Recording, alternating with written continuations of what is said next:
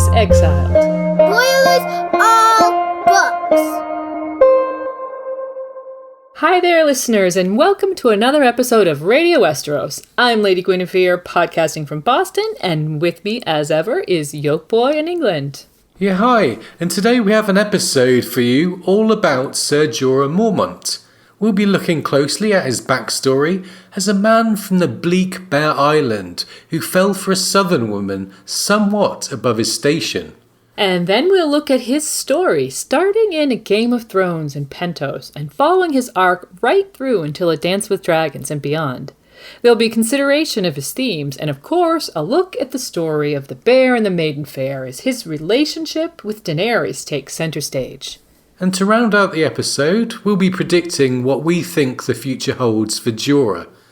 With readings of the fight with Qotho, the kiss with Dany, and a pseudo-advert from Westeros. That's what today's episode looks like. So we hope you'll stay with us, and now let's get started with Jorah Mormont.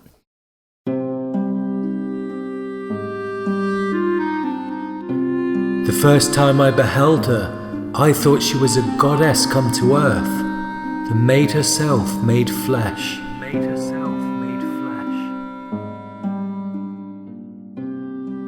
Okay, so we're going to begin with a look back at Jorah's past, at events that took place before the books began, knowledge of which are drip-fed throughout the novels. We think Jorah is a character where his backstory and history is quite defining and grounds the character in the current story. So let's take a look at Jorah's past. Okay, so Jorah's around 45 years old at the start of game. He's clearly had a fair old life, even before we meet him. As a young man, his father, Jorah Mormont, married him to an as-yet unnamed woman of House Glover. Jorah describes her as not unkind, but plain-faced, and their love as dutiful rather than passionate.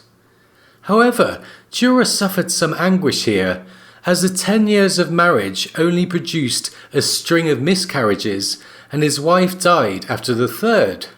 So Jorah has already been unlucky in his love life and his attempts to build a family. And his father Jorah was soon to join the Night's Watch, leaving the family seat to Jorah, his heir. And it must have been really important for Jorah to see his son marry once more and produce an heir of his own. And despite, quote, no shortage of marriage offers, as Jorah puts it, any thoughts of another marriage would need to wait, as along came the Greyjoy Rebellion. Jorah took this opportunity to really distinguish himself as a warrior.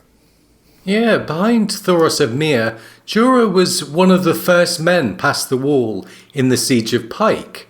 For his courage, which we see plenty of in the main story, he was then knighted by King Robert Baratheon himself, and a knighthood from a king is a very high honour indeed. Yeah, it is, and it's even mentioned that Jorah was anointed by the High Septon as well.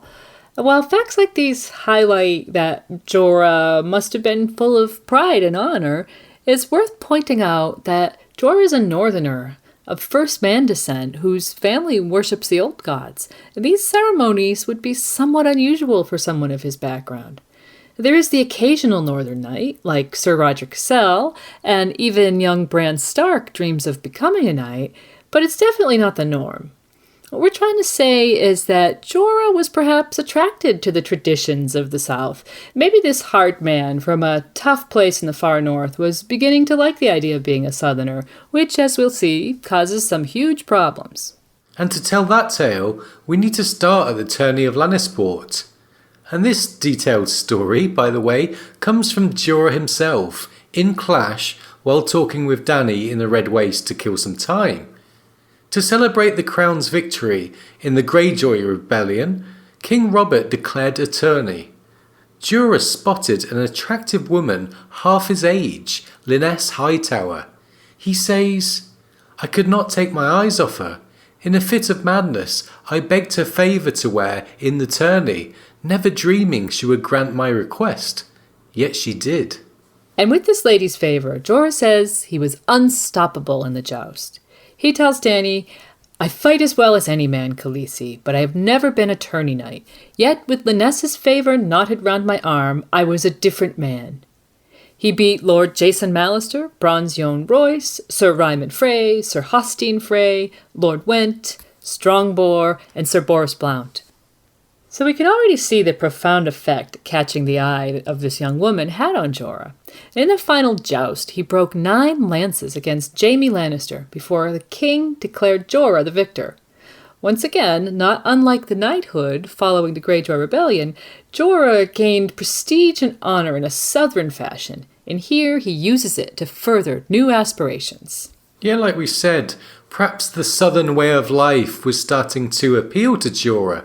Certainly, jousting and tournaments do not hold a high position in northern culture, as perhaps his admission that he was no tawny knight indicates.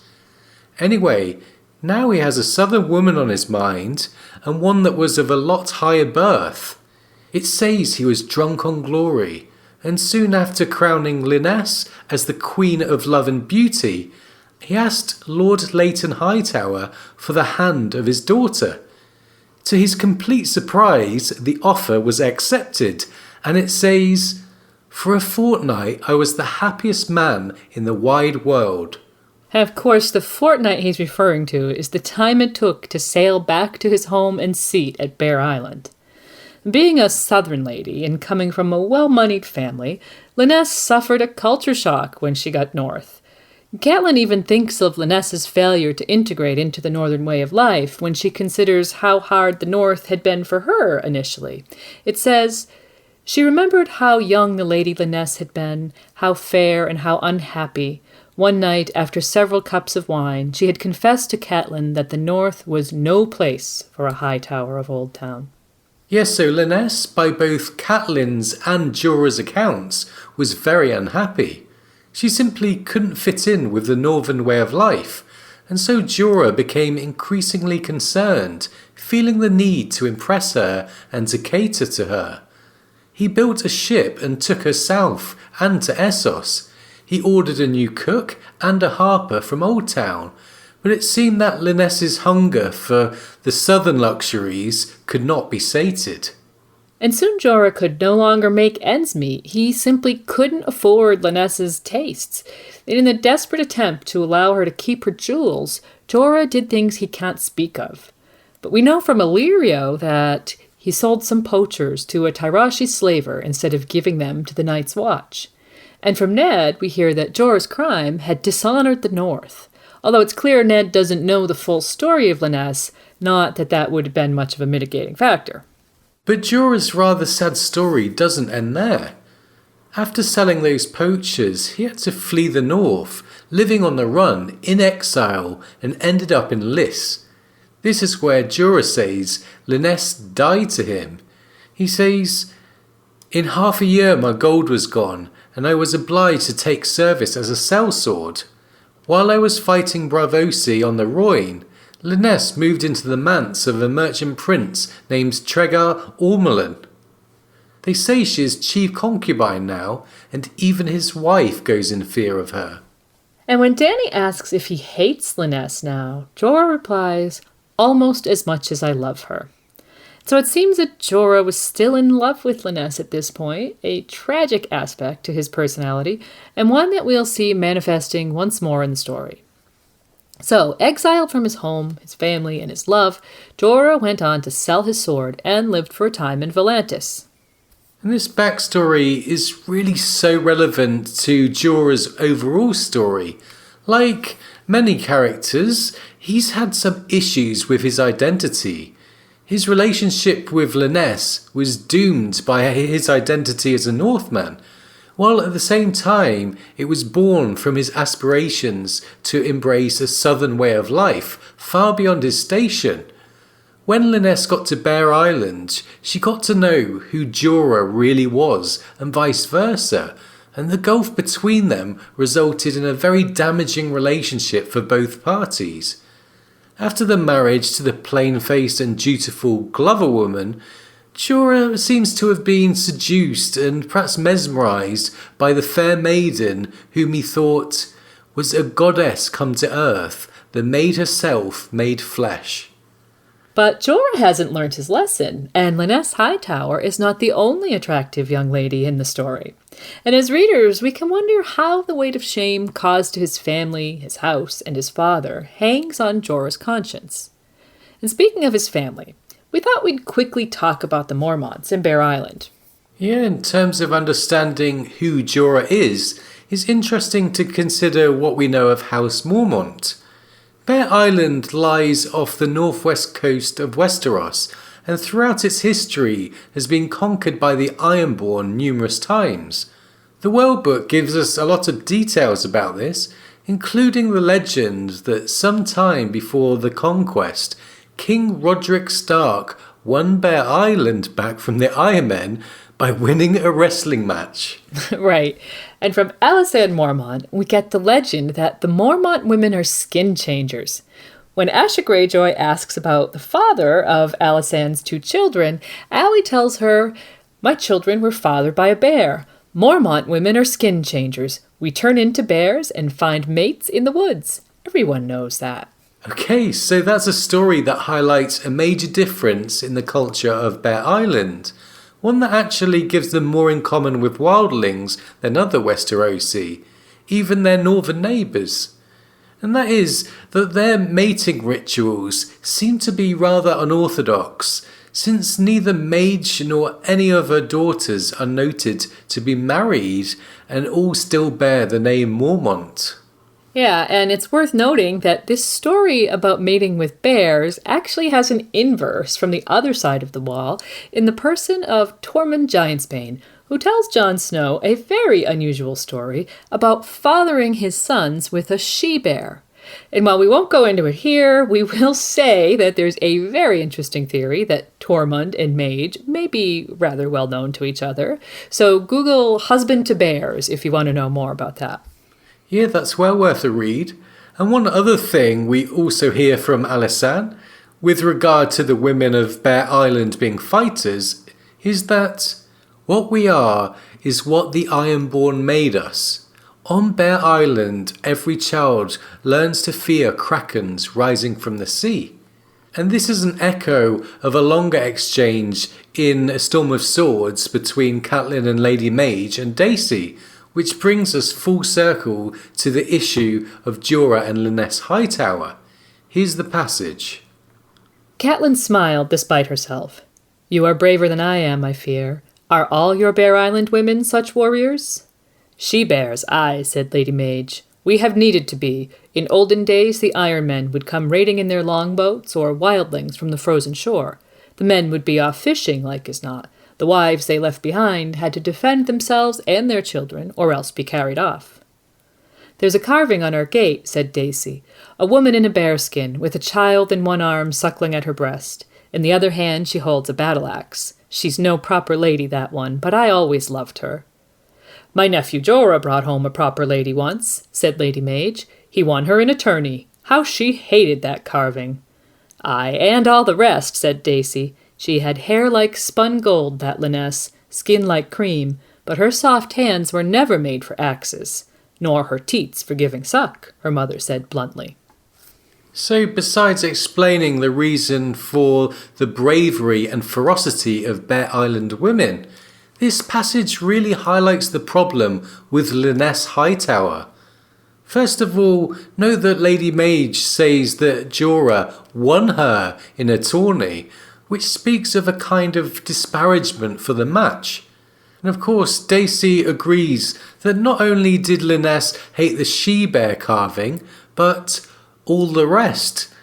Meaning, of course, that Lynesse hated their whole way of life on Bear Island, as we discussed earlier. Right, and here we get a view of the situation from another angle that might actually give us a little sympathy for Lynesse. Not only was she brought to a place and a way of life that were utterly foreign and distasteful to her, but it seems like the other women in her new home treated her with scorn. This union of two such dramatically different backgrounds seems like it was doomed from the start, in spite of Catelyn's attempts to encourage Lynesse that in time she might find much she could love about the North, as Catelyn herself did. Yeah, and the tragedy of this ill-advised match between two people whose backgrounds couldn't be more different leads directly to the situation Ser Jorah finds himself in when we first see him on page in A Game of Thrones. So next let's look at Jorah in game and see how his character is presented early on. "What do you pray for, Ser Jorah?" she asked him. Home. He said. His voice was thick with longing. Alright, so in Daenerys' first chapter, she's being set up for marriage with Khal Drogo. As we talked about in our Dany episode, she's immediately treated like a slave or commodity, and she finds herself surrounded by men who seem to want to use her in various ways. As a princess in exile, with no family save the despicable Viserys, we sense that Dany yearns for home and belonging. At Illyrio's manse, she's further alienated as she finds herself among even more unfamiliar men. Here's a quote. "Among them moved bravos and sellswords from Pentos and Myr and Tyrosh, a red priest even fatter than Illyrio, hairy men from the port of Ibn, and lords from the Summer Isles with skin as black as ebony. Daenerys looked at them all in wonder, and realized, with a sudden start of fear, that she was the only woman there." So Dany must be feeling very alone there. Not only the only woman, but among men from lots of weird and wonderful places. And soon Jorah Mormont enters the scene. We sense curiosity from Dany as she inquires directly about Jorah's status as a knight and what this man is doing here. Given Dany's passive and resigned tone and behaviour so far, it seems clear that she has some interest in Jorah in particular. After being told about his knighthood and his exile due to selling poachers into slavery, Dany continues to stare at him. Yeah, and we can guess why, as it says, she was still looking at this strange man from the homeland she had never known. So Jorah immediately represents a slice of home for Dany, something we later realize that she craves, whether it's that house with the red door or the country of her family that she'll later plan to recapture. Amidst all these men who want to use Dany, Jorah might be the only one at this stage who can give something to Dany. And this is also when we get our first description of Jorah. It says, "He was an older man, past 40 and balding, but still strong and fit. Instead of silks and cottons, he wore wool and leather. His tunic was a dark green, embroidered with the likeness of a black bear standing on 2 legs." And there's also numerous instances of Jorah being described as very hairy, which is a neat fit with his house sigil. Anyway, at this stage, it's not clear whether Dany has any attraction to Jorah, and her starings are presented as mere curiosity. But the description lets us know that, despite being fairly old by Westerosi standards, Jorah might still be a capable warrior, and so we're intrigued when Viserys says he means to speak with him, as to what role in the story Jorah might take. So Jorah is now sworn to Viserys and seems loyal, and soon we learn that he's spent time with the Dothraki. It's said he traveled as far east as Vaes Dothrak, and so he's not only useful as a sworn sword, but as a cultural intermediary, given the blooming long-term plan Viserys has for his sister and the Dothraki. Yeah, immediately we see Jorah offering wise cultural counsel to Viserys, who we all know by now should have listened. Jorah's first counsel goes like this: "I counsel you to be patient, your grace. The Dothraki are true to their word, but they do things in their own time. A lesser man may beg a favour from the Carl, but must never presume to berate him." And this really sets up the dynamics very well for Viserys' trip to Vaes Dothrak. We can see that Jorah is really playing a valuable role, not just for the characters around him, but also for the reader. We'll see that through game he provides invaluable exposition about the Dothraki, allowing us to understand the culture a whole lot more, and giving the whole experience more depth than we could otherwise have gained. But aside from informing the reader, Jorah also has to inform Viserys, And we can see what a difficult position that puts him in, with Viserys' reaction to the quote about not rushing the Dothraki. It says, Viserys bristled, "Guard your tongue, Mormont, or I'll have it out. I am no less a man. I am the rightful lord of the Seven Kingdoms. The dragon does not beg." Ser Jorah lowered his eyes respectfully. So Jorah is really a piggy in the middle in his role as counselor to Viserys, and we see as early as Dany's wedding the dynamics taking root that will spell Viserys' doom. It's worth mentioning that at the wedding, it's pointed out that Jorah is sat in a high place of honor, and so the Dothraki must have some respect for him, and time will tell if that respect is mutual. And when Jorah offers Dany written histories and songs of the Seven Kingdoms as a wedding gift, another of Jorah's qualities that we touched on stands out. He can provide backstory about Westeros to both Dany and the reader. As we saw in the last segment, he's got quite a history himself, and so he's a great character for that kind of exposition too. Now, as Dany's wedding passes, with her internal fright about being effectively sold, the reader does wonder about Joris Past as a slaver and if these two can really get along. But it's Jorah who answers her nervous question about what to do with her horse, and we begin to sense that there might be another role for this secondary character, that of protector to the vulnerable lost soul Daenerys. So then we get a mention of Jorah in a Ned's POV, when we learn that not only has he dishonoured the North, but that the slaver has become a spy. And given King Robert's reaction that Daenerys should have a knife for her wedding gift, the reader knows that what Jorah is doing could very well mean death for Dany. The placement of this information is measured very well, considering that the next Dany chapter sees her and the spy growing closer. Yeah, that's in the Dothraki Sea. Everything is spaced out, vast, beautiful, and so it's a good time for Dany and Jorah to get to know each other. With Dany being an exiled princess and Jorah himself living in exile, they should have some things in common. The pair find that they've outdistanced the rest of the party on one occasion, and Jorah tells Dany about the plant life and the beauty of the area. He's a well-traveled man with lots of interesting knowledge. He says, "You ought to see it when it blooms, all dark red flowers from horizon to horizon, like a sea of blood. Come the dry season, and the world turns the color of old bronze. And this is only Harana, child.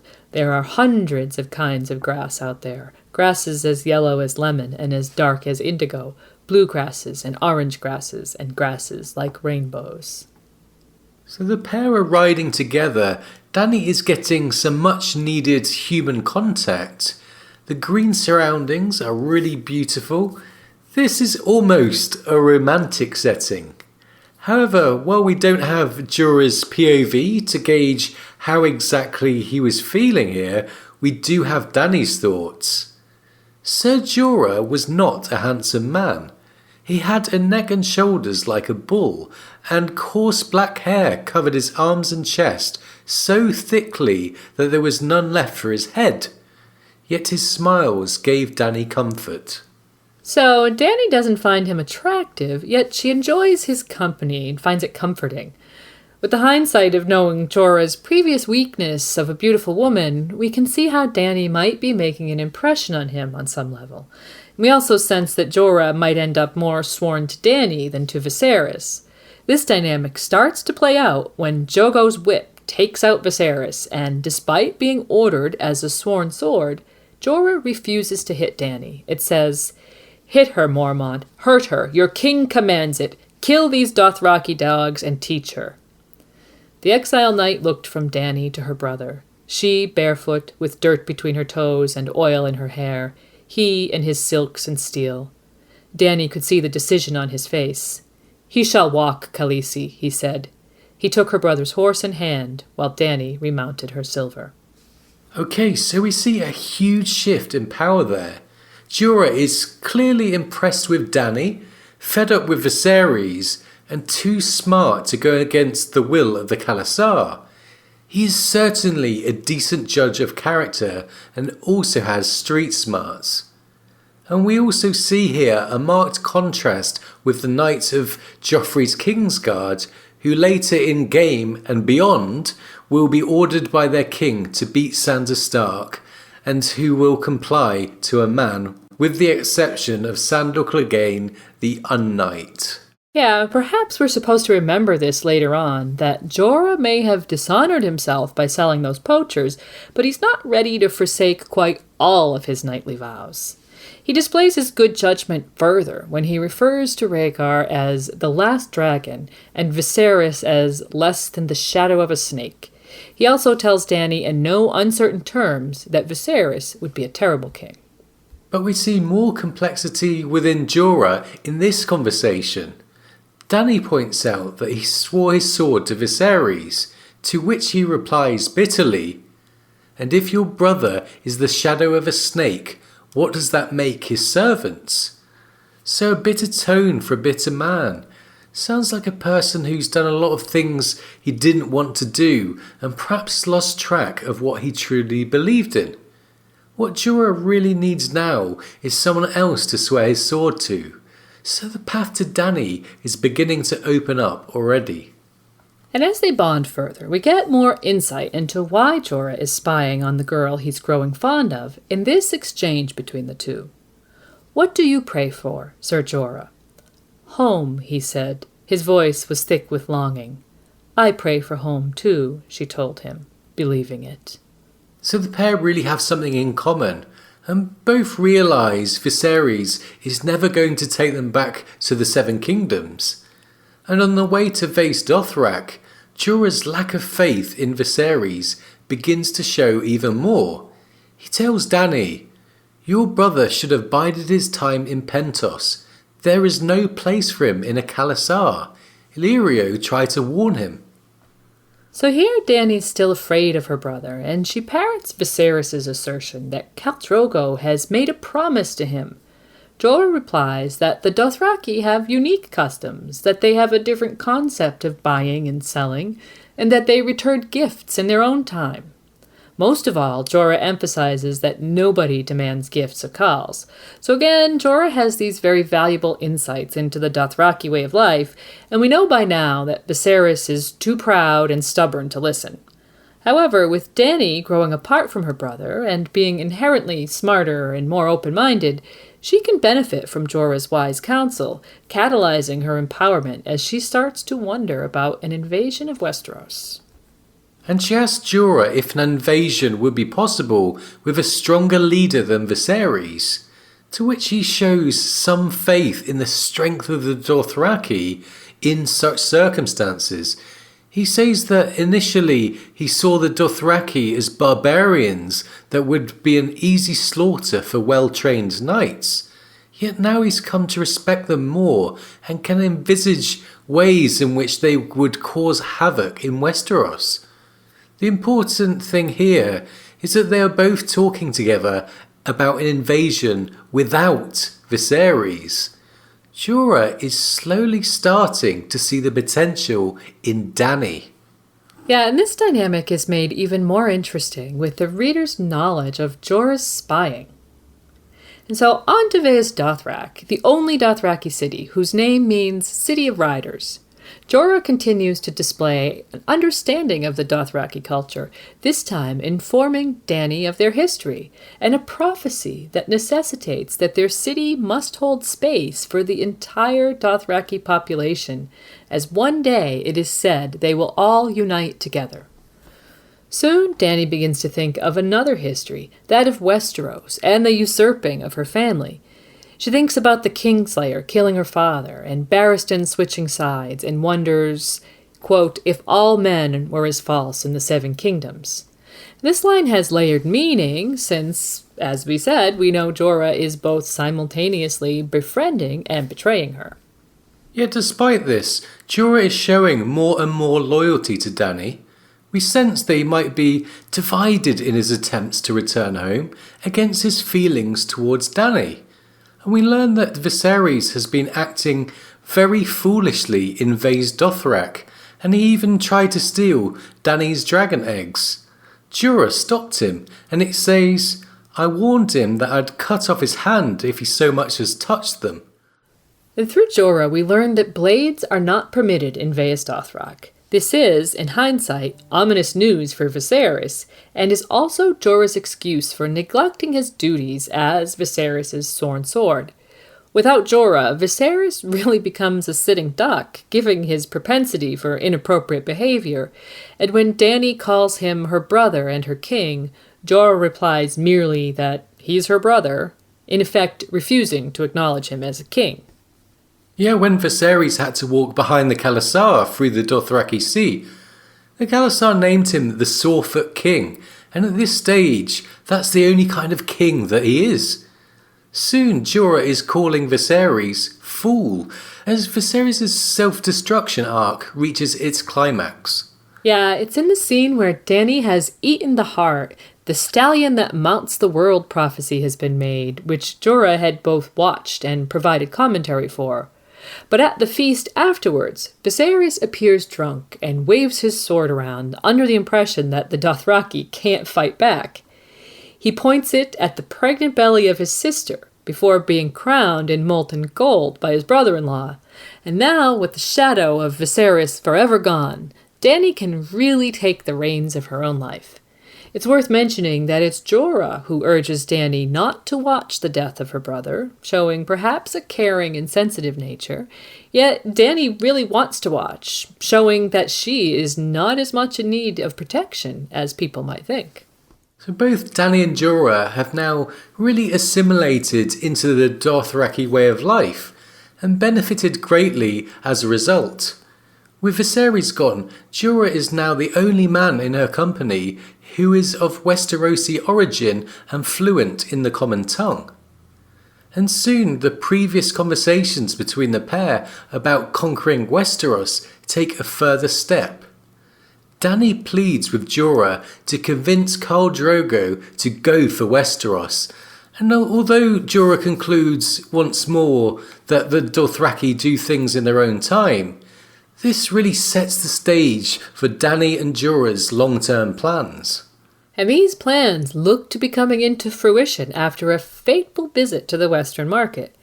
At the market, Jorah goes off by himself, raising a shadow of suspicion in Dany. It says, "Curious," Dany thought as she watched him stride off through the throngs. She didn't see why she could not go with him. Perhaps Sir Jorah meant to find a woman after he met with the merchant captain. And of course, the reader suspects that he's still spying on Dany.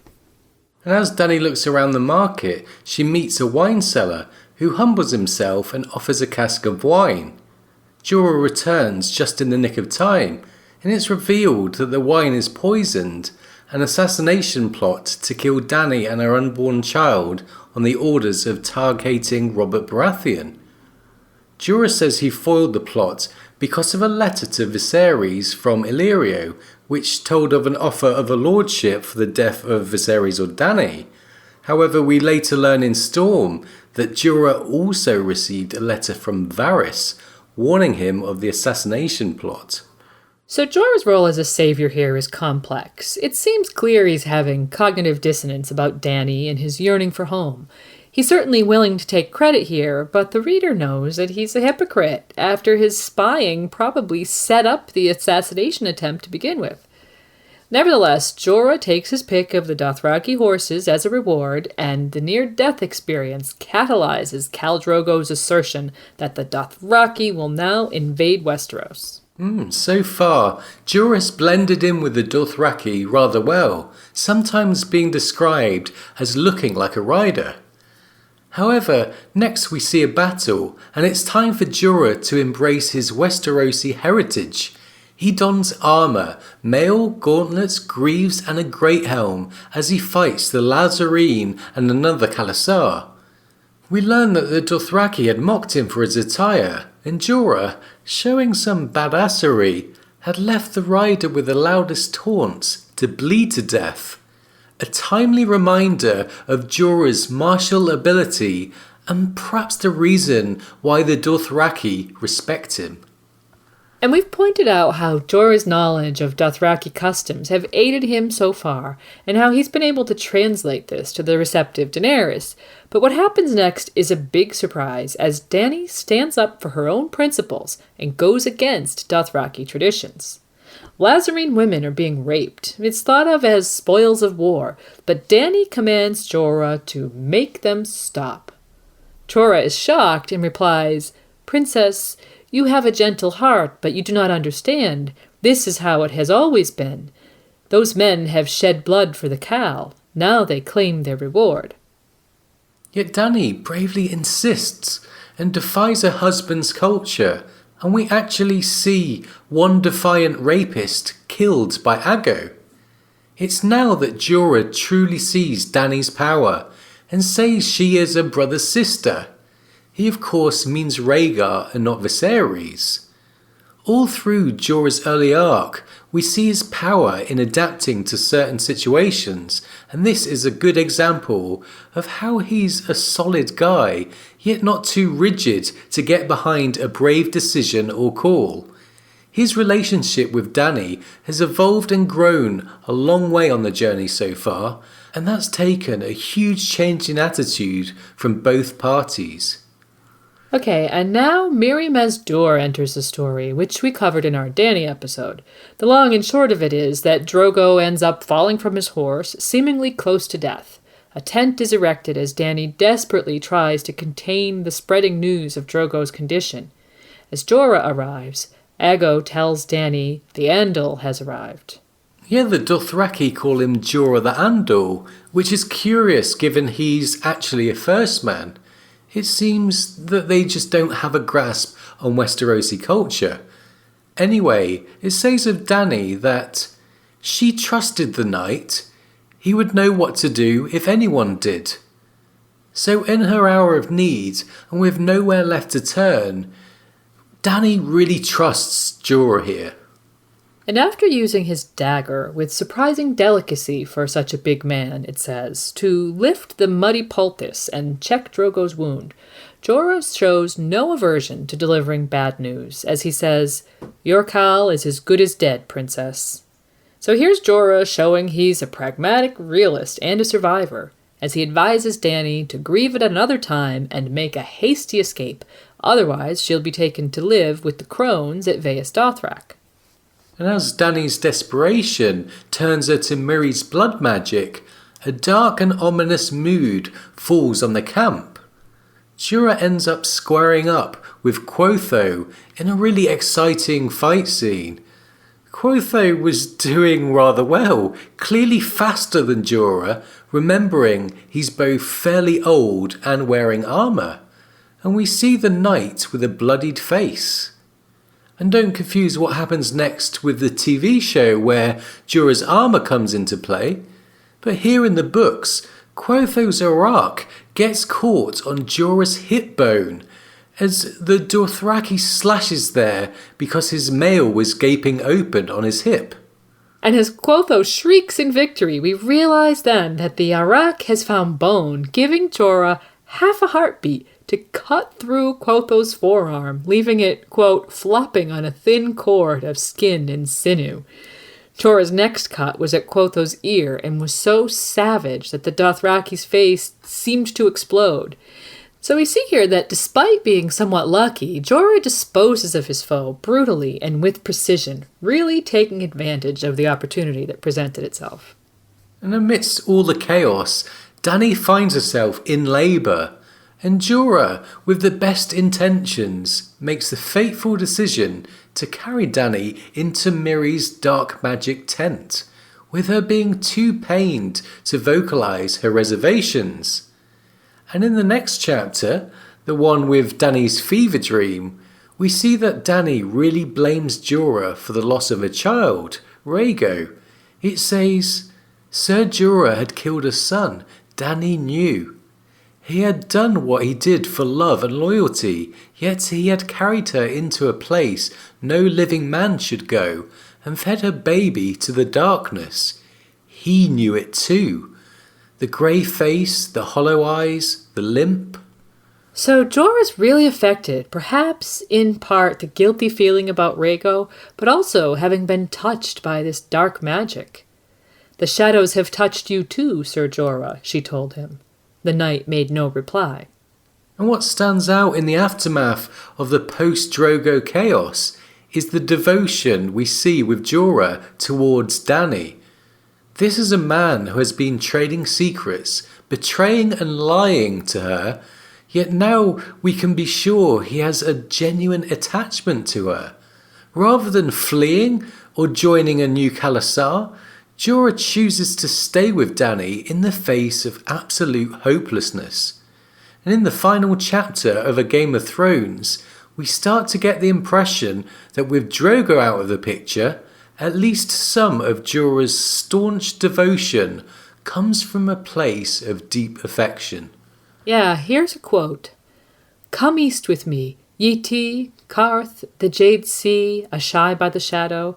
We'll see all the wonders yet unseen, and drink what wines the gods see fit to serve us."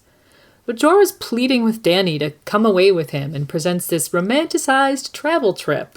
In some ways it reminds us of his efforts to keep a beautiful woman happy in his marriage, when in reality it was far beyond his means. And perhaps Jorah should have got the message right away, because Dany would rather walk into a fire, which is exactly what she does. But before that, knowing she is on the cusp of a miracle, Dany offers Jorah into her service as the first of her Queensguard. He swears to serve her, obey her, and die for her if needs be. And his vows are soon tested, as his promise to obey leaves him helpless as she walks into the flames. And when the fire eventually died down, it was none other than Jorah who found her among the ashes unhurt and with 3 baby dragons. And it says that Jorah fell to his knees. So by the end of game, we've seen a lot of change in the dynamics between these two. Jorah is now appearing to be devoted to this young teenager who not so long ago was a nervous and shy commodity. Dany's rise to being the mother of dragons forced change from those around her all through the book. But with Drogo gone, Viserys dead, the Khalasar split up, Dany now finds herself in dire need of help from Jorah. Their relationship at the end of game is really one of mutual dependence, as the pair must now find safety in what is, despite the hope given by the dragons, a very difficult situation. And before we look at Jorah in Clash and Storm, it's time for a reading.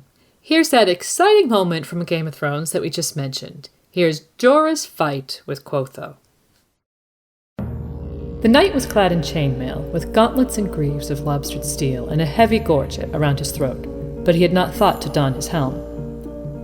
Qotho danced backward, Arak whirling around his head in a shining blur, flickering out like lightning as the knight came on in a rush.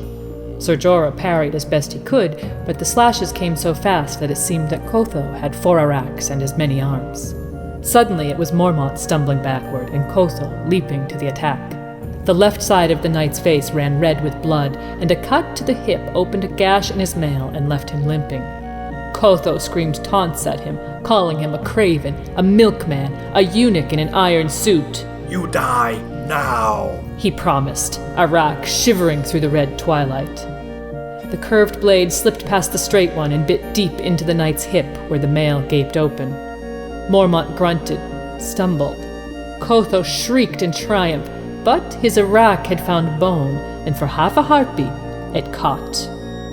It was enough. Sir Jorah brought his long sword down with all the strength left him, through flesh and muscle and bone, and Qotho's forearm dangled loose, flopping on a thin cord of skin and sinew.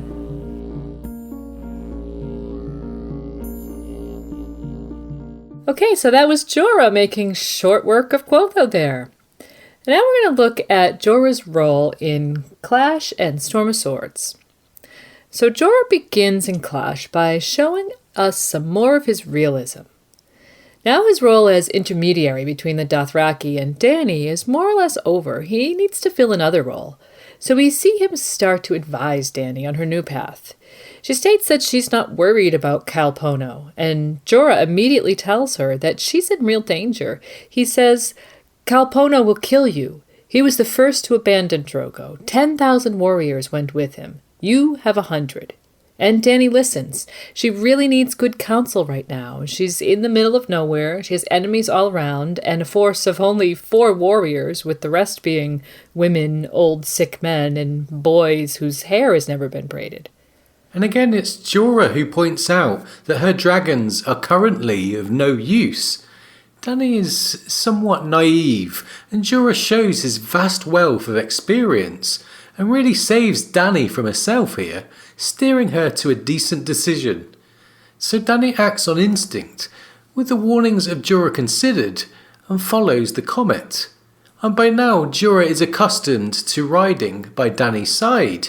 He's a Queensguard, advisor, and perhaps most of all, a friend and companion. So the modest Khalasar enters a huge desert called the Red Waste. People start to die, and it's clear Dany and Jorah face a time of bleakness. When Dany thinks they're lost, Jorah says he's seen old maps and knows enough about the geography to know of the cities beyond the Red Waste. He's the perfect desert guide here. And Dany rewards the knight with a kiss. She can see how pained he is. The journey is making him suffer. He's low on morale, and the injury to his hip that we mentioned earlier has not healed, and it's making riding really hard for him. So we think Jorah deserves some affection here, but Dany doesn't realise that gestures like this are perhaps sending the knight confused messages from his point of view. Right, and eventually the group find themselves at a city, albeit a dead one, Ves Toloro.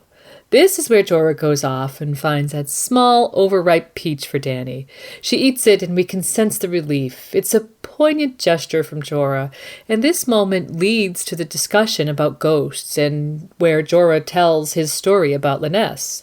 Yeah, Dany says there are ghosts in the city, and Jorah replies, "There are ghosts everywhere. We carry them with us wherever we go." So he senses it's time for the big man to open up in this rare moment of peace and serenity. Now Jorah has obviously seen Dany's ghosts, Viserys, Drogo and Rhaego, and she asked for some quid pro quo. "Her name was Lyness," replies Jorah with a still face.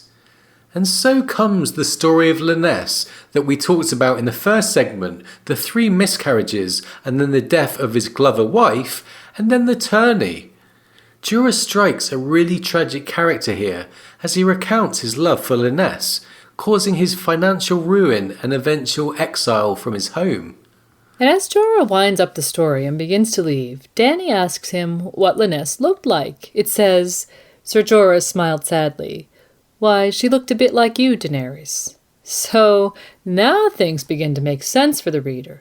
Jorah is getting closer and closer to Dany, the only man she really spends time with, and she happens to look like the woman he was so infatuated with. It's worth mentioning that Lyness was half his age, and Dany is around a third of his age. But we also have Dany's point of view, and we know that she doesn't find him attractive, with no hints that she would be receptive to romantic overtures.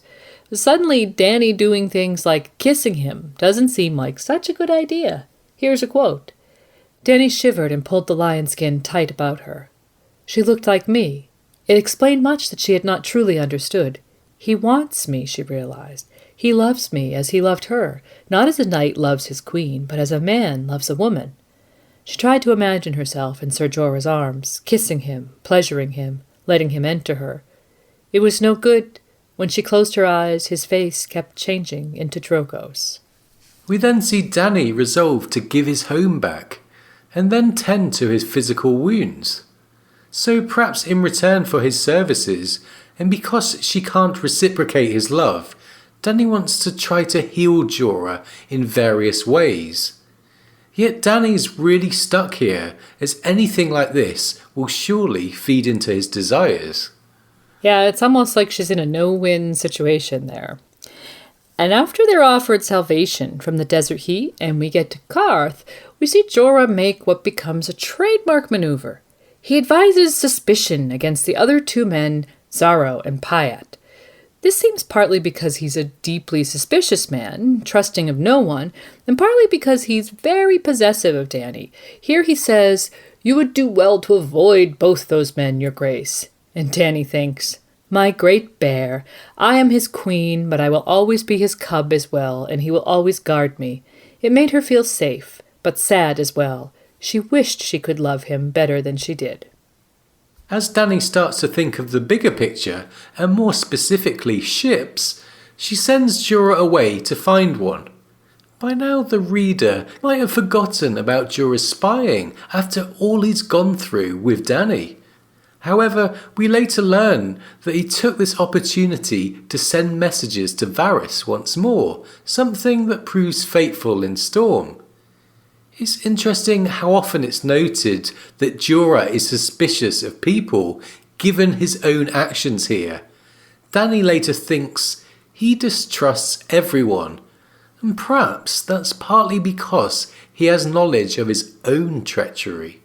Right, and when Jorah returns, the two discuss plans, and we get two different views on what Jorah thinks of Dany. First, from her internal perspective, she thinks, "Sometimes he thinks of me as a child he must protect, and sometimes as a woman he would like to bed. But does he ever truly see me as his queen?" And then we hear from Jorah. He says he thinks of her more like Rhaegar than Viserys, clearly beginning to rate her and see her as a potential leader. By now Dany has grown strong, and when Jorah warns her of her own mortality, she replies that dragons can be slain, but so can dragon slayers, and we sense that Dany is more ready than ever to take on the world.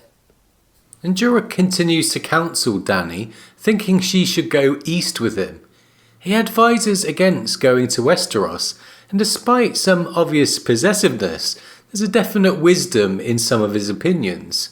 His urging for caution highlights the trap Dany's found herself in Qarth, especially after the refusal by the Pureborn leads Dany to one of her many dice rolls in her arc, to face Pyat Pree in the House of the Undying. And Jorah predictably protests, unimpressed by the building itself, reminding Dany of Mirri Maz Duur and pleading with his queen to take him in with her. As we know, Dany chooses to walk in alone at the request of Pyat Pree, and we'll talk about her experience with the Undying Ones in a future prophecy episode. But it's pertinent that Dany was warned that she would one day be betrayed for love. When she leaves, after some pyrotechnics from Drogon, her knight is there to put his arm around her. As Queensguard, by being ordered to leave his queen in danger, it shows the typical dilemma a guardsman faces, the type of which we hear about later from Barristan. And anyway, we're now taken to the docks, this time Dany's with Jorah. As the pair unsuccessfully try to hire a ship, with one captain saying, "I'll have no such godless savages in my belly, I'll not," referring to the Dothraki. Jorah tells Dany not to turn around because she's being followed. So Jorah's very astute and has really good instincts that serve him well as a protector. He says the fat brown man and old man with a staff have been following them since they visited the ship Quicksilver. And as Dany haggles with a traitor, the tension rises, and we sense an assassination attempt might be looming. When it comes, though, it's not from the suspicious pair, but from a Qartheen offering a jeweled box. "I'm so sorry," says the sorrowful man assassin, as a stinging manticore presents itself. The old man then kills the creature, and Jorah fights with the fat man, accusing them of attacking her. So far, Jorah's suspicious nature has really had the right of it. Pyat and Xaro actually were worthy of suspicion. Yet now Jorah's wrong, and Dany sees it. "They were protecting me," she tells him. And soon the men present themselves as strong Belwas and his curiously aged squire, Arstan Whitebeard, sent by Illyrio.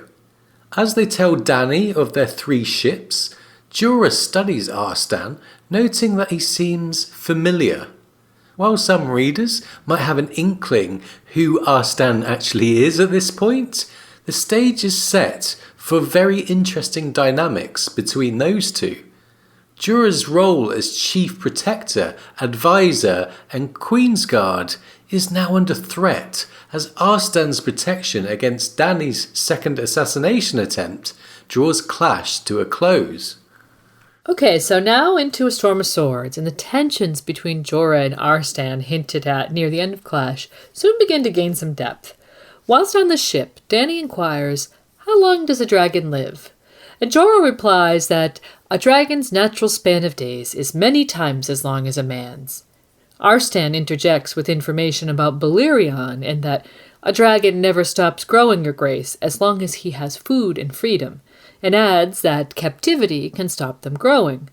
Jorah contests this, saying, "I've seen huge men born in hovels and dwarfs who dwelt in castles." Yes, so some rather petty back and forths, and Arstan announces that men are men and dragons are dragons, to which Jorah snorts his disdain and replies, with an abundance of sarcasm, "How profound." And this exchange causes Dany to think, the Exile Knight had no love for the old man. He'd made that plain from the first. Well, if only Jorah would realize that Arstan was the legendary knight Barristan Selmy, he'd surely not doubt his knowledge of dragons, having served with Dany's father and her grandfather before him. But we're seeing a growing rivalry here, which increasingly resembles some sort of schoolboy contest between two aging and experienced men. It's quite humorous at times, and it highlights Jorah's deep insecurities and possessiveness about Dany. Yeah, and the two men really make quite a pair, and Jorah continues to needle and attempt to undermine Arstan. When he says he saw Rhaegar play the harp, it says again that Jorah snorted and made a snarky comment about Arstan being one of thousands, again not realising how close Arstan was to the Targaryens. But Dany seems intrigued by the old man. Jorah is now not the only person who can offer tales of Westeros and her family, so no wonder there's this petty jealousy creeping in. Jorah's role as sole advisor is beginning to come under threat. And Arstan starts to play with Jorah somewhat. He has the advantage of knowing who Jorah is, and so when they start to squabble over Rhaegar's martial prowess at tourneys, Arstan drops a line about tourney victories sometimes coming down to fortune, or, quote, a lady's favour knotted around an arm. Yeah, a clear dig at Jorah regarding his tourney win that saw him take home Lyness Hightower. We're reminded once more that she had ruined him and abandoned him, and the memory of her was bitter to him now. So, kind of triangles being established here. Yet we know that Arstan is not interested in Dany's body. This makes his motives purer, and he's also not been spying on her. So we can sense that Jorah is at risk of being pushed out here. Again, it's stated that Dany doesn't find him attractive, and when he pleads with her not to listen to the old man, she replies that she must listen to all of her people. Right, and because of his growing jealousy, Jorah starts to try and throw a spanner in Arstan's works, something which will end up backfiring later on. For now, he points out that Arstan is too old to be a squire and is playing her false. People in glass houses shouldn't be throwing those stones, Jorah. He even approaches Dany and suggests that Arstan and Belwes might be the traitors she was warned of in the House of the Undying. He then says that Arstan might have been in league with the sorrowful man, that it was all a setup and a ploy to win Dany's trust. Thankfully, Dany laughs at this absolutely absurd notion, but we can see that Jorah's desperation is becoming ridiculous. And Dany begins to get annoyed with being talked to like a child. So the strain Jorah's putting on their relationship is becoming evident. Can you imagine what Jorah was like with Lyness? Right. I think we can imagine that relationship a little bit better now. But when he convinces Dany to make a trip into Slaver's Bay after recounting the story of the Unsullied at Qohor, Jorah finally makes a move on Dany. She was getting changed, turned around, and bam! Jorah slid his arms around her and pressed his lips against hers. She didn't have much time to think about this, and in the heat of the moment, she responded to him. Yet she thinks, he should not be doing this. I am his queen, not his woman. And so Dany tells him that he shouldn't have done it, but Jorah just shows no remorse, saying that he should have done it sooner. The chapter ends with Jorah telling her she should take him as a husband, in fitting with his interpretation of the dragon has 3 heads prophecy. He calls her the bravest, sweetest, and most beautiful woman I have ever seen. And we can take a wild guess that this isn't what Dany wants. Once again, this rather unattractive and rough around the edges man from Bear Island has fallen for a woman who's well above his station, and it's causing him to act in ways that he'll come to regret.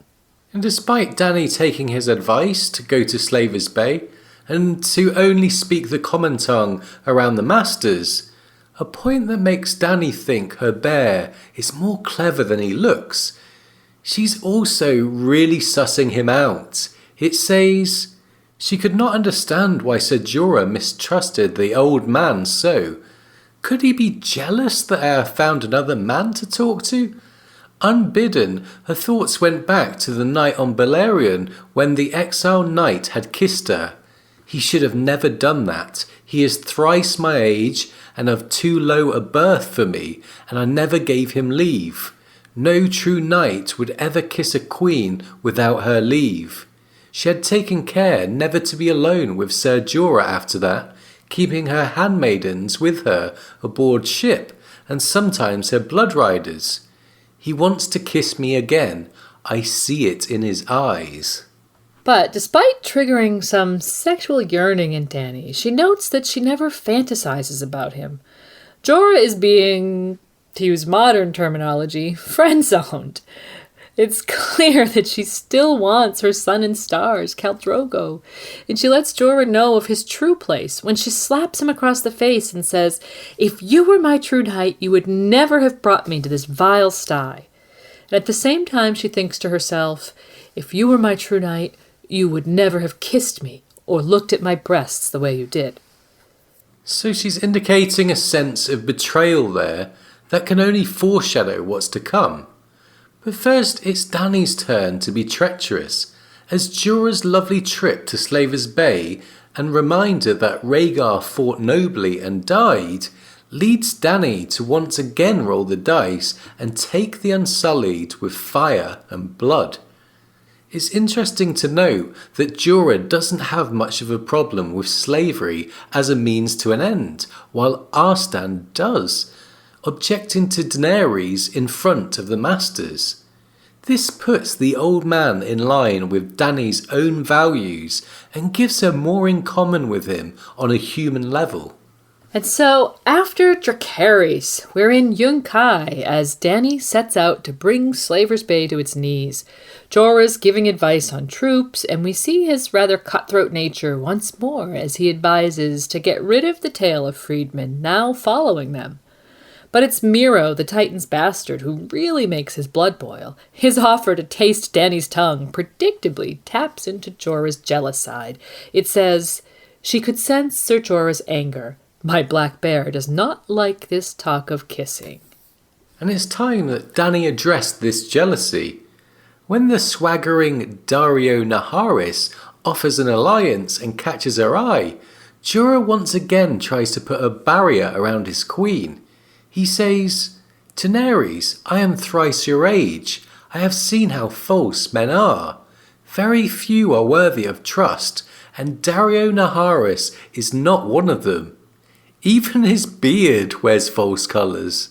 But Dany's had enough and decides to iron things out. Her reply is this: "You say it every day. Pyat a liar, Zaros a schemer, Belwas a braggart, Arstan an assassin.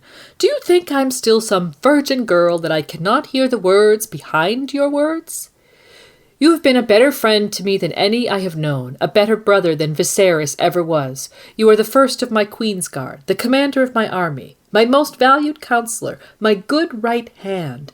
I honor and respect and cherish you, but I do not desire you, Jorah Mormont, and I am weary of your trying to push every other man in the world away from me, so I must needs rely on you and you alone. It will not serve, and it will not make me love you any better. Well, that's some monologue from Dany, who is quite fierce when she wants to be, and puts her bear in his place.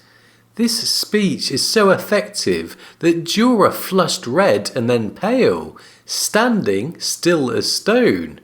Ouch. Yes, really. But yet she reassures herself that he'll forgive her, being her liege man, and soon Jorah, splattered with blood, brings her news of a swift victory over the Yunkai. Clearly, Dany's rejection has not stopped Jorah's designs of impressing the young queen, who's soon called Misa. Okay, and next to Meereen. We've not seen the Arstan-Jorah rivalry for a while, but soon enough, Jorah is once again seen snorting at the old man's suggestion of how to combat the Meereenese champion. Dany orders enough. It says she did not need their squabbling on top of all the other troubles that plagued her. And as Dany tries to figure out how to take this large city, Brown Ben Plum suggests a trip down the sewers might be an effective, if disgusting, tactic. Meanwhile, Dany's growing increasingly attracted to Daario Naharis, pushing Jorah further away from her affections and further into the friend zone. She thinks, Daario Naharis made her laugh, which Ser Jorah never did. Dany tried to imagine what it would be like if she allowed Daario to kiss her the way Jorah had kissed her on the ship. The thought was exciting and disturbing, both at once. But it's when Meero is slain by Barristan and the mob that Joris' position with Dany really takes a nosedive. On one hand, Arstan again saved Dany, yet on the other, it's catalysed a confession from the old man. Nobody will believe he's a squire now, as he's taunted by Jorah, who's trying to cause trouble for him. And it's really because of Jorah that he has to admit he's a knight, and Jorah names him Sir Barristan Selmy. He talks of his time serving the usurper, and all the while Jorah is needling him, at one stage offering to kill him for his treachery. But then Barristan says this, Before I took Robert's pardon, I fought against him on the Trident. You were on the other side of that battle, Mormont, were you not? He did not wait for an answer. Your Grace, I'm sorry I misled you. It was the only way to keep the Lannisters from learning that I had joined you. You are watched, as your brother was. Lord Varys reported every move Viserys made for years. Whilst I sat on the small council, I heard 100 such reports. And since the day you wed Khal Drogo, there has been an informer by your side, selling your secrets, trading whispers to the spider for gold and promises. So, a really important moment here. In pushing Barristan to reveal his secrets, Jorah has himself been finally revealed to be a liar and a traitor to Dany. And she is in absolute shock. She thinks there must be some mistake and she just can't believe it. Knowing that he's been found out, Jorah confesses and begs forgiveness. Dany says, Are all the knights of Westeros so false as you two? Get out before my dragons roast you both. What does roast liar smell like? As foul as Brown Ben's sewers? Go. And it's to the sewers that Dany sends them, to aid the taking of Meereen. When the city is taken, it's time for Dany to make a fateful decision as she judges both Jorah and Barristan for their sins. You helped win this city, and you have served me well in the past, she says. Ser Jorah saved me from the poisoner in Vaes Dothrak, and again from Drogo's blood riders after my son and stars had died. And yet you lied, deceived me, betrayed me. She also levels her criticisms at Barristan, who handles this all, it says, with a quiet dignity, which seems to impress Dany. When Sir Barristan was done, she turned to Jorah Mormont. And now you, sir, tell me true. Jorah defends himself by pointing out all the time he warned her of men, and her reply is, You warned me against everyone except yourself." And whereas Barristan took his criticisms on the chin with that air of dignity we mentioned, she sees Jorah as being insolent, and this angers her. Then comes his confession that he'd been spying on her as far along as Karth, after that dangerous and bonding journey they'd shared across the Red Waste. And still, Jorah seems almost oblivious to his hypocrisy, continuing to call other people snakes. But the killer blow is when Dany realises he'd informed the realm of a pregnancy with Rhaego. Jorah is now in serious trouble here, and his attitude is not winning any favours. He finally demands that he should be forgiven. "You have to forgive me," he says, and despite some cognitive dissonance towards the man who once protected her, she decides it's too late, that she doesn't have to forgive him as he's requesting, and that now she won't forgive him. Dany interprets her treason for love prophecy from the House of the Undying as being Jorah, which further solidifies her stance. And the two part company with Dany's last tirade. "I will not have you near me. You are banished, sir. Go back to your masters in King's Landing and collect your pardon, if you can, or to Astapor. No doubt the Butcher King needs knights. Do not ever presume to touch me again or to speak my name. You have until dawn to collect your things and leave this city. If you're found in Meereen past break of day, I will have strong Belwas twist your head off. I will. Believe that." She turned her back on him, her skirts swirling. "I cannot bear to see his face." "Remove this liar from my sight," she commanded. So that's goodbye to Jorah. Barristan is pardoned, and we now see Jorah's role in Dany's arc being filled by another man, which was probably his biggest fear. Barristan can advise, protect, serve, and will treat her like a true queen. And the groundwork's been laid for Daario to take up the love interest role. Jorah's role in Dany's story, at least for the time being, is now over.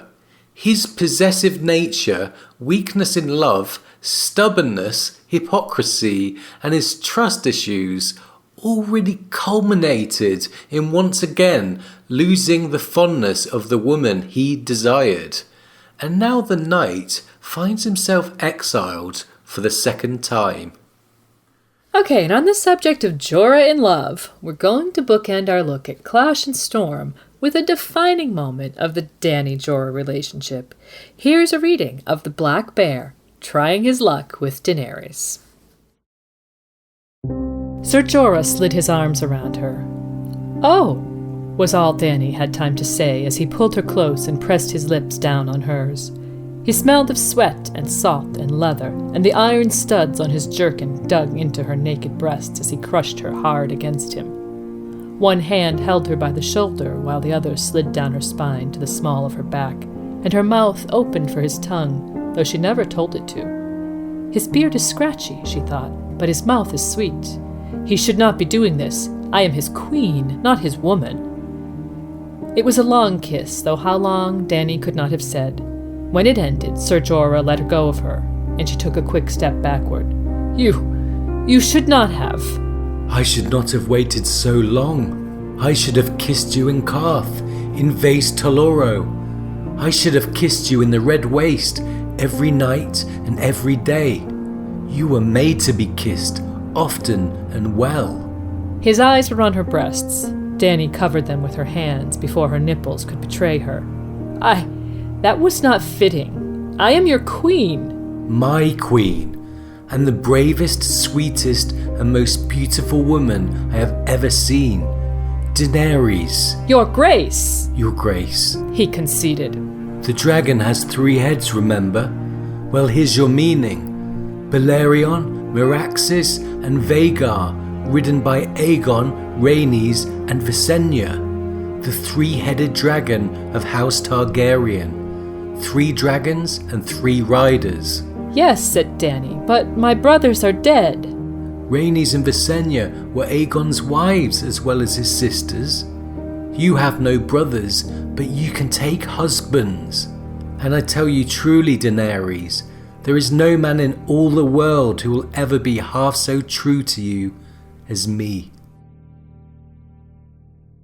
Okay, now let's consider what happens with Jorah in A Dance with Dragons. Having been disgracefully discharged from Dany's Queensguard, and knowing of Jorah's somewhat stubborn and obsessive nature, it's not much of a surprise when we realise he hasn't given up on his love just yet.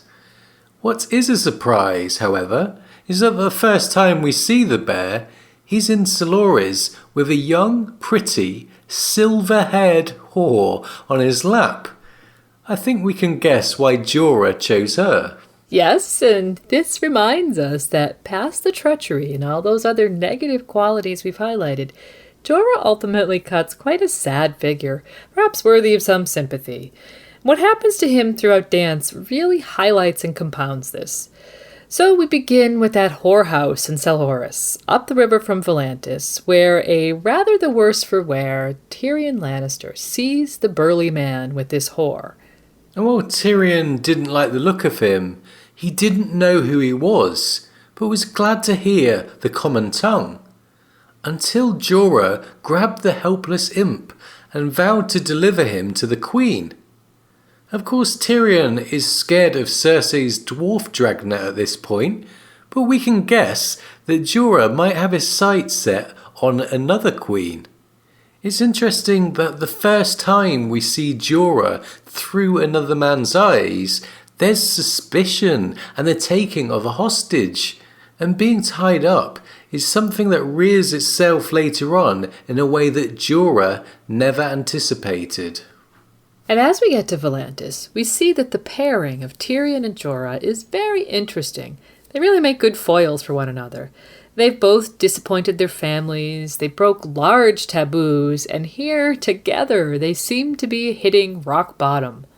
And despite all the similarities between these two outcasts, though, their personalities couldn't be any more different. Jorah's cold, sullen, humorless, and typically Tyrion is making japes at everything. It's not long before these dynamics begin to take root. Yeah, Jorah asks how Tyrion could kill his own sire, and Tyrion responds by telling him to pull down his breeches and he will show him. So it should be an interesting journey with these two. There's lots going on thematically and in their personalities as well.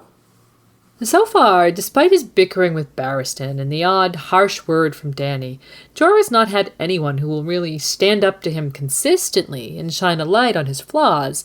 But Tyrion has no such trouble. When Jorah remarks about Tyrion's familiarity with whores, the imp retorts and highlights Jorah's hypocrisy, having just seen a whore in the bear's lap. And Jorah begins to give Tyrion the silent treatment, quickly growing tired of all the japes. Jorah, more than ever, is now a serious man with a mission. He soon takes Tyrion to his smithy and has him bound in iron manacles. This was because he thought Tyrion's mouth would get them into trouble, but bound as a slave, nobody would listen to him.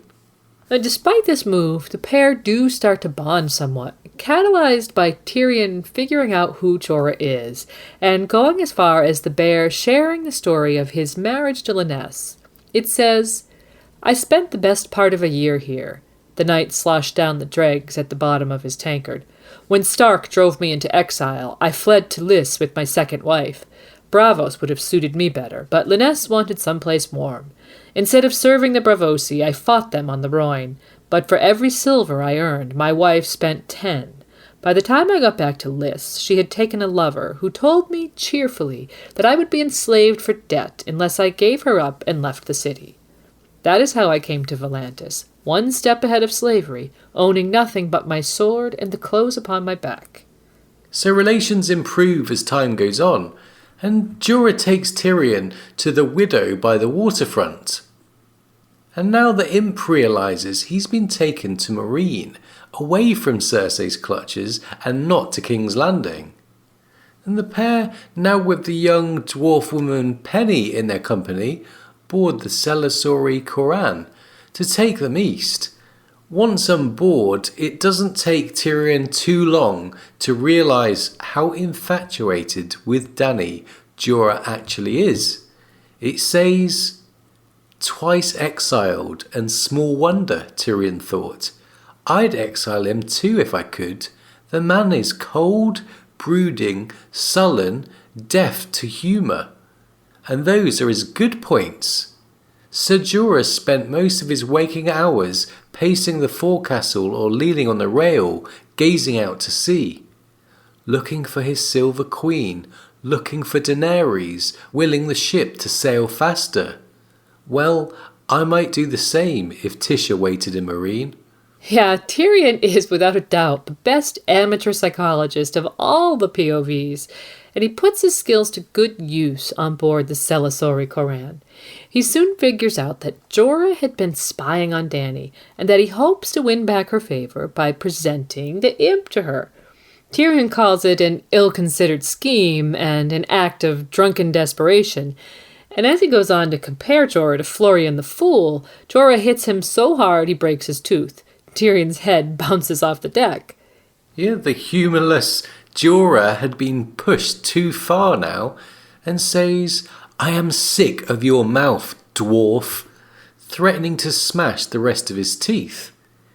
In subsequently exiling Tyrion from his cabin, we see that Jorah's been undone by Tyrion here.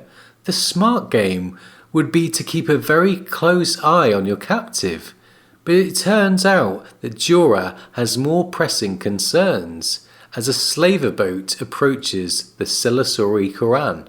And despite killing 3 of the slavers, Jorah soon finds himself a captive, ready to be sold, and now the boot is on the other foot of the one-time slaver. The slavers nearly killed him, but he was deemed to be worth a lot as a warrior, and so he was chained to an oar and beaten within an inch of his life. And he was also branded with the mark of a demon on his face, transforming it, as Tyrion notes, into something truly frightening. Jorah is now in a terrible situation. Fortunately, once they reach Slaver's Bay, Tyrion's quick thinking, knowing they'd all be better off together, pays off as the imp convinces the slavers that Jorah is the bear in their routine of the Bear and the Maiden Fair. And Jorah soon hears of Dany's marriage to Hisdar, and Tyrion notes that the news finally kicks the fight out of the bear. He is put into a cage and seems to take very regular beatings. Here's a passage. The knight had not adapted well to bondage. When called upon to play the bear and carry off the maiden fair, he had been sullen and uncooperative, shuffling lifelessly through his paces when he deigned to take part in their mummery at all. Though he had not attempted escape, nor offered violence to his captors, he would ignore their commands oft as not, or reply with muttered curses. None of this had amused Nurse, who made his displeasure clear by confining Mormont in an iron cage and having him beaten every evening as the sun sank into Slaver's Bay. The knight absorbed the beating silently. The only sounds were the muttered curses of the slaves who beat him, and the dull thuds of their clubs pounding against Sir Jorah's bruised and battered flesh. Mormont emerged from the cramped confines of the cage, bent and squinting, with both eyes blackened and his back crusty with dried blood. His face was so bruised and swollen that he hardly looked human. So things are very grim for Jorah here, and all of this because he tried to regain Dany's favour. Tyrion notes that he'd become a shell of a man, and I think we can really sympathise with the big man here.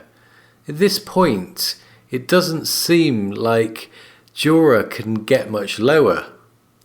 But soon enough, their owner, Yazan, dies of the pale mare, and so the trio escape and find the second son's camp.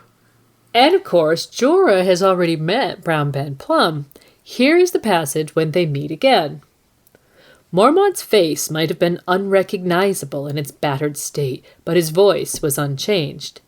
Casporio gave him a startled look, whilst the wrinkles around Plum's eyes crinkled in amusement. Jorah Mormont? Is that you? Less proud than when you scampered off, though. Must we still call you Sir? Sir Jorah's swollen lips twisted into a grotesque grin. Give me a sword and you can call me what you like, Ben. Casporio edged backward.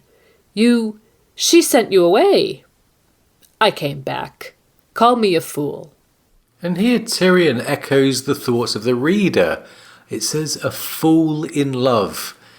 It's a lucky break that Jorah was able to get to the Second Sons as he signs up to the sellswords. But we know by now his mind is probably still thinking of meeting Dany again. And he tells Tyrion they need to realign the Second Sons over to Dany's cause. And that's where we are at the end of Dance. So, Dance with Dragons really showed Jorah in a different light. We saw him in a far more sympathetic light by the end, really.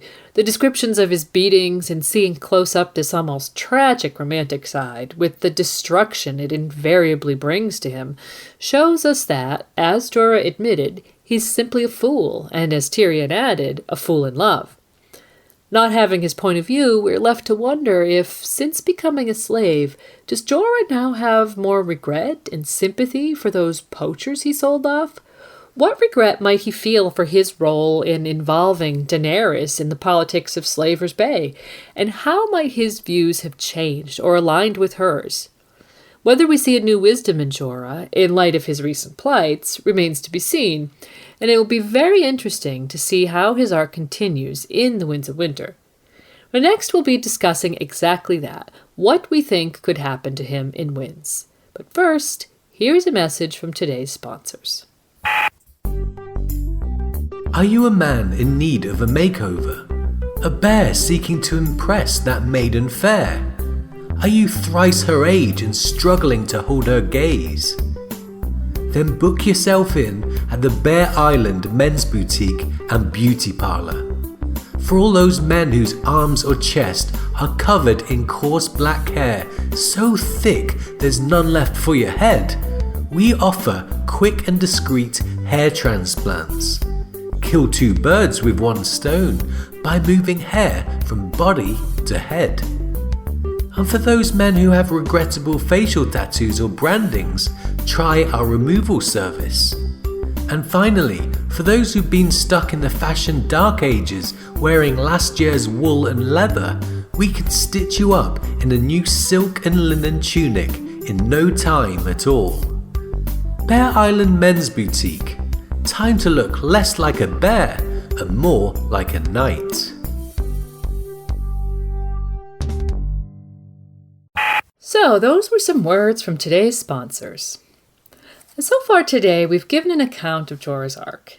His weakness for an attractive lady is well documented, yet with the events of Dance, we can sympathize with the bear. But there's other facets of Jorah that shouldn't be overlooked. He's proven himself to be a very good fighter, and his competence as a dutiful subordinate and advisor were on display all through his story, and there's also leadership skills in evidence, we think. But as we contemplate what will happen further on in his story, we shouldn't forget that yearning for home that first led him to spying and ultimately caused him to lose his place by Dany's side. Okay, so Jorah is currently with the Second Sons, soon to be embroiled in the Battle of Fire. From what we know of the Winds of Winter spoiler chapters, and spoiler warnings here, Jorah kills a Yunkish messenger who has ordered an attack on Dany's Unsullied troops and demanded Tyrion be turned over as an escaped slave, just before Brown Ben Plum announces that the Second Sons have been on Dany's side all along. So Jorah will no doubt be trying to worm his way into Dany's favor once again, but it'll be interesting if the two meet in the future to see if she rejects him again. Yeah, so here's an option at what could happen if that's the case. We're going to look at the possibility that Jorah joins the Night's Watch, and this is a common enough notion put forth by the fandom, but currently has some holes and flaws that really need to be filled. Anyway, this idea really comes from Lord Commander Jorah Mormont's dying wish as a father and a man of the Night's Watch. Yeah, it's in Storm when there's the mutiny at Craster's and Jorah is slain by Ololap. But before he dies, he speaks his last wishes to Samwell Tarly. He lies breathing shallowly and instructs, "Tell my son, Jorah, tell him, take the black, my wish, dying wish." And then, "Tell Jorah, forgive him, my son, please go." So, Jorah's dying message is very clear, and it's curious that George wrote this in. And thus far, there's been no efforts from Sam or anyone else to find Jorah. But we think Jorah joining the Night's Watch might actually serve the story and the character rather well. Jorah has been exiled all this time, and the first thing about this idea that might appeal to him is the notion of finally going home. Yeah, and as Jorah alludes to in his dying wishes, joining the Night's Watch would relieve Jorah of his sins. This is really what he should have done way back when Ned found out about the poachers and slavers. He brought great shame to his house and his family, and this must be on his conscience deep down. Joining the Watch would grant him forgiveness, as past crimes are forgotten. Jorah could finally face up to his responsibilities and win back some honor. If he only knew Jorah's last words, we think that he could be profoundly affected by them. And at this point, we have to remember there's no indication that Jorah knows his father is dead yet. It might all add up to a convincing case for him to heed Jorah's advice and wishes. But okay, there's more ways in which Jorah taking the black seems like a nice fit. His arc and backstory are largely about him severely losing his way because of some kind of weakness with women. We've seen him shamed and exiled, and it's led to his own enslavement. We've sensed his desperation and despair. So if Dany once again rejects him, wouldn't a place where men are not exactly encouraged to be with women be very fitting? Yeah, taking the black might really fit Jorah's arc, with the numerous problems being solved in one move. There's also Longclaw. Jorah gave the family heirloom to Jon, with his true son Jorah being disgraced. But since all sins are absolved in taking the black, we guess that might put Jorah in good stead to re-inherit the sword, which of course would be at Jon's discretion. But there's a school of thought that Jon might end up fighting with Dawn, and if that turns out to be true, it could open up the possibility that Longclaw would need a new owner and could once again have a bear's pommel and be in the hands of a Mormont. Okay, so we've shown why this Night's Watch notion fits and might serve the character well. However, there's currently a huge problem with this theory. Jorah really needs to hear what Jorah's final wishes were to catalyse a kind of redemptive journey to Castle Black.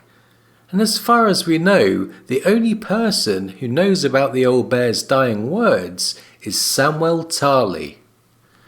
Sam, who is now far, far away in Old Town. With Jorah currently in Slaver's Bay, there's a heck of a distance between the two. They're half a world apart. So we have an idea about how Sam could communicate with Jorah. In Storm, Pip names Sam the Wizard, and although this is a joke, perhaps there's a nugget of truth in there. Yeah, in Feast, at the Citadel, Marwyn lights a glass candle in his study. Here's what Marwyn says to Sam about glass candles.